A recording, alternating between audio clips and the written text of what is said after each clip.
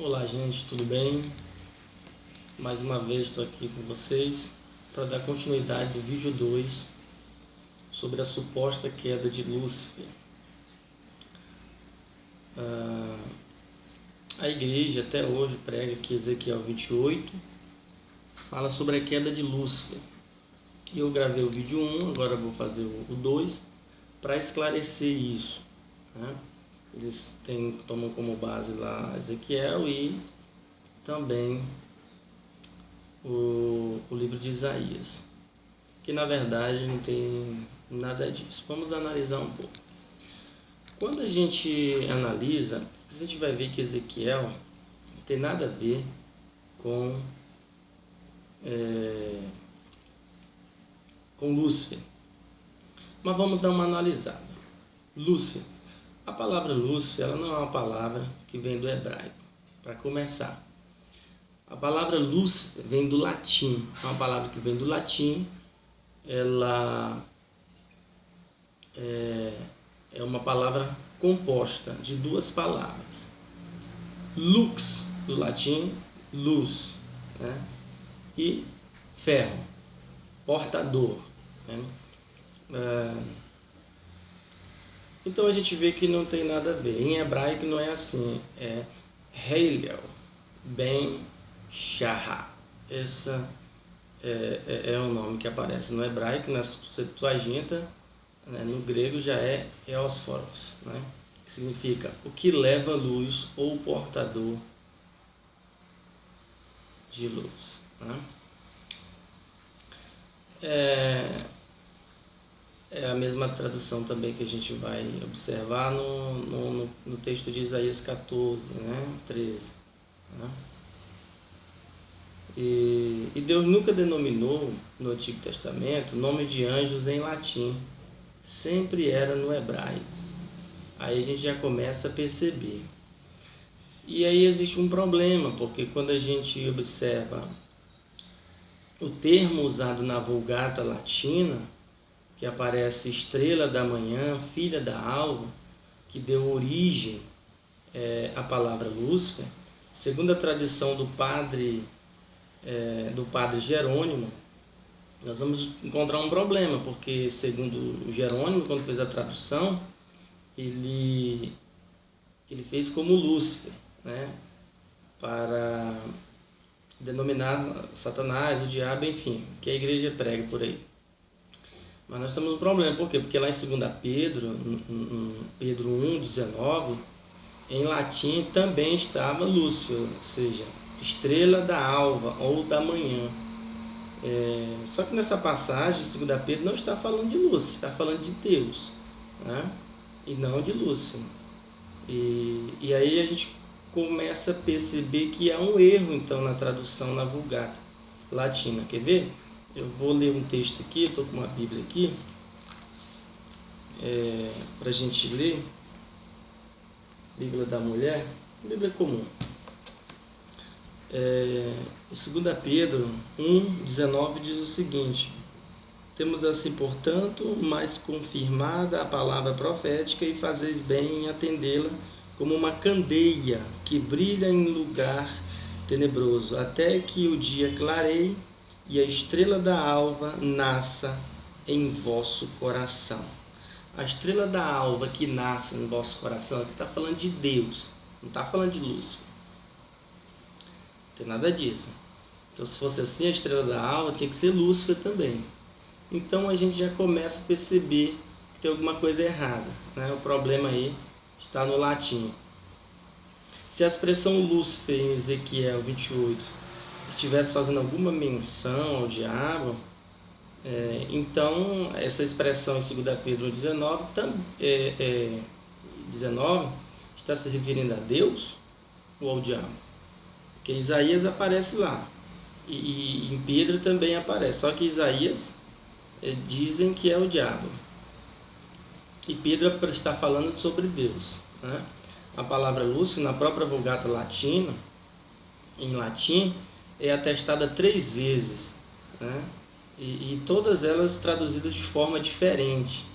Então, nós temos uma situação que precisa ser resolvida. Ezequiel 28 não faz menção à queda de Lúcifer. Eu já expliquei isso no vídeo 1. E fala lá sobre Tiro, né? Na verdade, está falando sobre o rei de Tiro. E não está falando nada de algo espiritual, do outro mundo, falando de Tiro. A cidade de Tiro era uma cidade da antiga Fenícia, no Líbano. História, se você pegar a história, está na história isso. Na costa do mar Mediterrâneo. Ela ficava mais ou menos 30 quilômetros de Sidon, né, da cidade de Sidon. Cidade moderna, continuava sendo chamada hoje, né, de Sur. Esse seria o nome, né? E o seu nome significa rocha.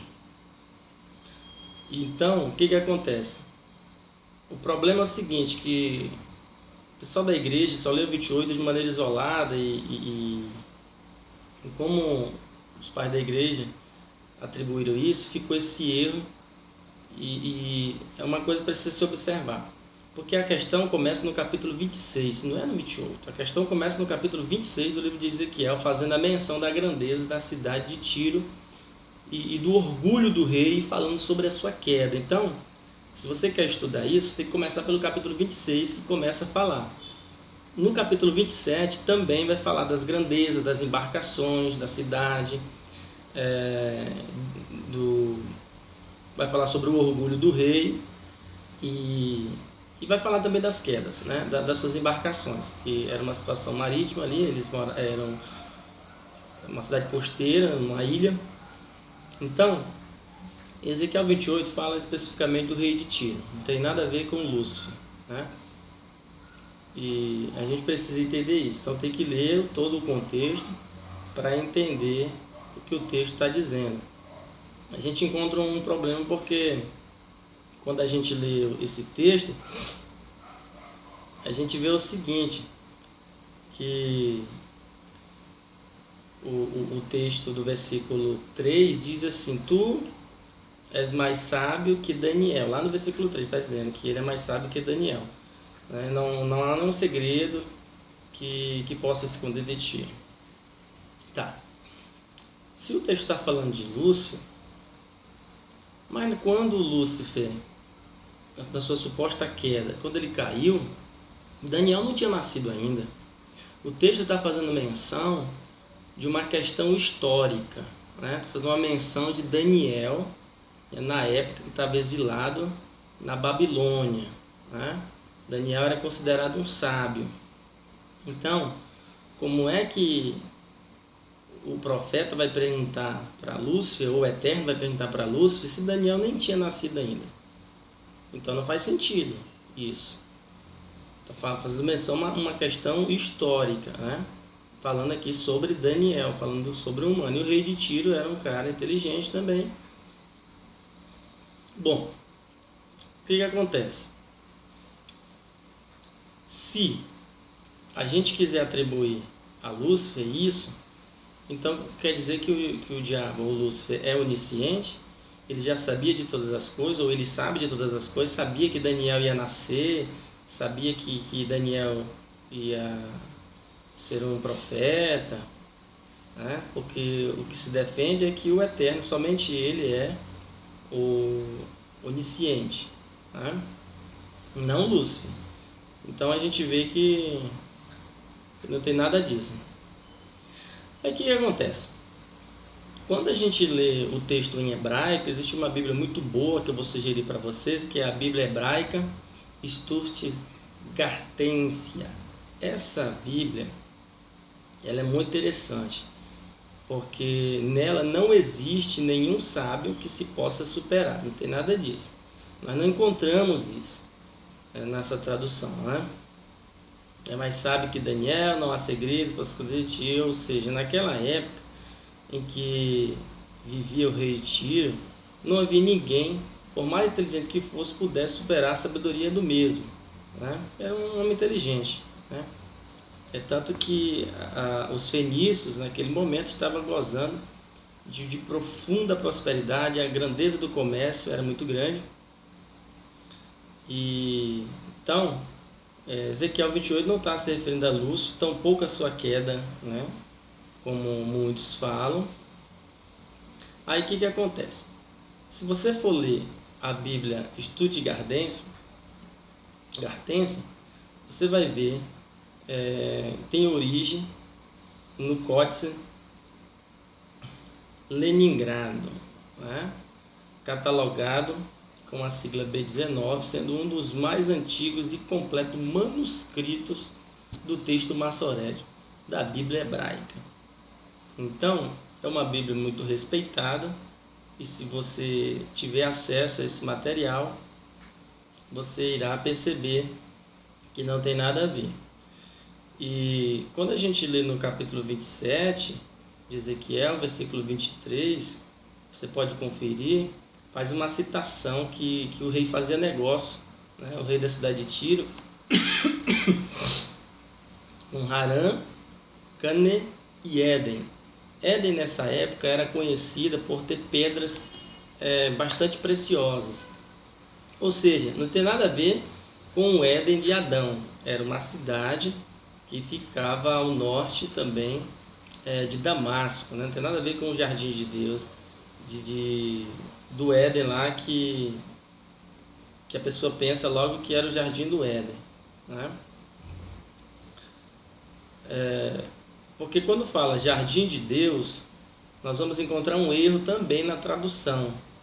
Por quê? Porque na Bíblia hebraica, citada ainda há pouco, não aparece jardim de Deus, mas aparece dos deuses, como mostra a Bíblia hebraica, eu já citei, Stuttgartense. Dos deuses, e não de Deus, de acordo com essa tradução atual que a gente tem, né? E aí fala assim, tu eras o querubim, também tem toda essa questão, ungido, né, de estabelecer. O texto vai falando sobre essas situações, né? Então, gente, a gente tem que ler mais, com mais calma, com mais tranquilidade, né? Para que a gente não fique achando que, porque está no português assim. Nosso português tem muitos equívocos, alguns erros que não correspondem ao texto original, né? Original, assim, entre aspas, que não tem original, né? As cópias que a gente tem. E aí muitos ficam se perguntando, né? E a palavra querubim, como é que você explica isso, Eliseu? Porque aparece lá, tu eras querubim, ungido, aquela coisa toda. Bom, gente, na verdade, a palavra querubim, quando aparece lá, ela é uma palavra plural de querub, que vem do tronco verbal que, na terceira pessoa do masculino singular. Querub significa estar ao lado, esse é o significado. No capítulo 26, 27, afirma o quê? Estou falando, tem que ler o contexto. Lá no capítulo 26, 27, afirma que o rei de Tiro, ele que enriquecia os reis da terra, com seus navios, com suas joias, com seu comércio, né? Ele vendia muito e tal. Então era ele que enriquecia os reis da terra.